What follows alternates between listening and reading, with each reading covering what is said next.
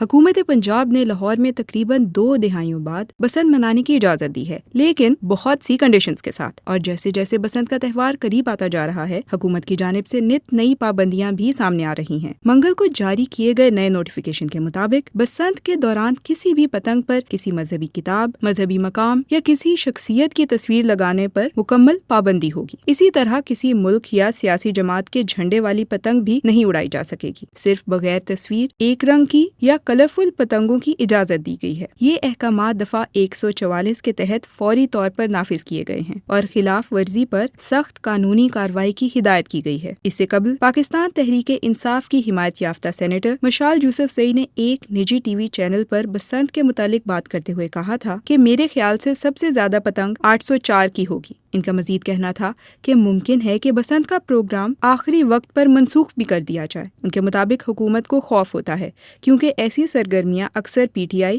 یا عمران خان کے حق میں چلی جاتی ہیں۔ نئی پابندیوں کے بعد پی ٹی آئی رہنماؤں کی جانب سے رد عمل سامنے آیا ہے۔ زلفی بخاری نے social media platform X پر لکھا ہے کہ بسنت قریب آتے ہی ہائبرڈ نظام بوکھلاہٹ کا شکار نظر آتا ہے۔ انہیں خوف ہے کہ ایک بار پھر آسمان عمران خان کی تصاویر والی پتنگوں سے بھر جائے گا۔ اسی طرح حماد اظہر نے ایکس پر لکھا کہ اس وقت پنجاب حکومت کو یہ خوف لاحق ہے کہ کہیں عوام بسنت کے دنوں میں پتنگوں پر 804 اور عمران خان کی تصویر نہ لگا دیں۔ حکام کا کہنا ہے کہ ان اقدامات کا مقصد امن عامہ، مذہبی ہم آہنگی اور شہریوں کی جان و مال کا تحفظ یقینی بنانا ہے۔